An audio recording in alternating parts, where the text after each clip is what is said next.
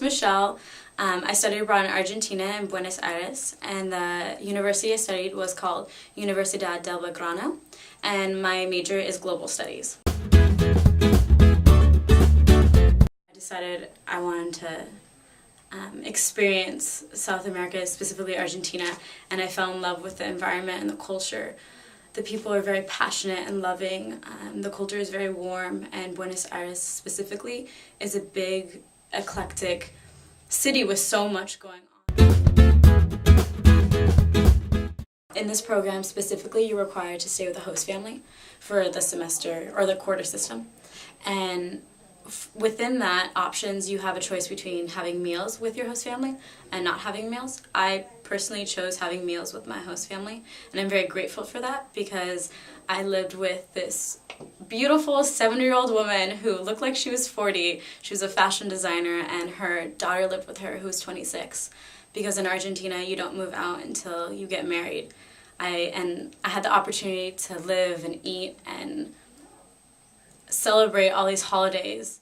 The main specific Argentine food is really steak, or milanesa, which is like breaded steak that's fried or baked. And they're very big on their red wines, and they have some of the best and some of the cheapest wines and cheapest steaks. And doing like the cliche Argentine experience is going to an estancia, which is a gaucho ranch, and having a asado, eating steak and meats, drinking wine, and riding horses with beautiful gaucho men. The transportation in Argentina was very easy to navigate. The subte, which is what they call the subway, comes every like 5 minutes and can take you almost anywhere in Buenos Aires. And it's very quick, it's very efficient. Rush hour is crazy. You can sometimes literally not have your feet touching the ground, you're so tightly packed in there. And the bus system is a lot easier to manage in the sense that it's usually less crowded and it's cheaper. And the bus systems come every like 10 minutes and can take you almost everywhere as well. And the bus costs maybe, in equivalent to dollars, maybe 50 cents, 25 cents a ride. The subway is 75 cents maybe. It's very cheap and very easy to manage. One of my favorite experiences while traveling abroad was I had the ability to take a couple days off of class.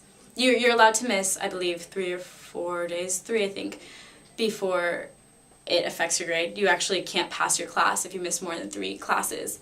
So I used a 3-day weekend, 3 classes, and I went to Patagonia, which is the southernmost part of Argentina. And I was able to hike a glacier. I rode horses against one of the most beautiful lakes in South America. I did trekking in a huge car over the mud. I wasn't really sure why I was doing that, but it was really fun, and I stayed at a lot of really amazing hostels and met a lot of travelers as well. And from that experience, I feel like I learned a lot about myself and traveling on my own.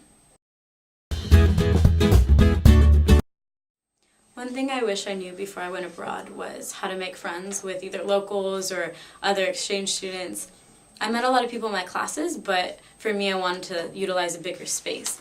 So something that I found very helpful was in Argentina there's something called Mundo Lingo, and there's a couple other programs which are essentially you go to a bar once a week, whatever bar they choose, and it's the same bar, and everyone of different cultures comes and they practice the language they want to speak. So a lot of Argentines would come and practice their English. A lot of like Italians or from any culture would come to practice whatever culture they want to learn. And you meet all these amazing people, and it's really fun. It's like practicing your language at a bar with friends. No one hears about South America as much. No one knows the history as much.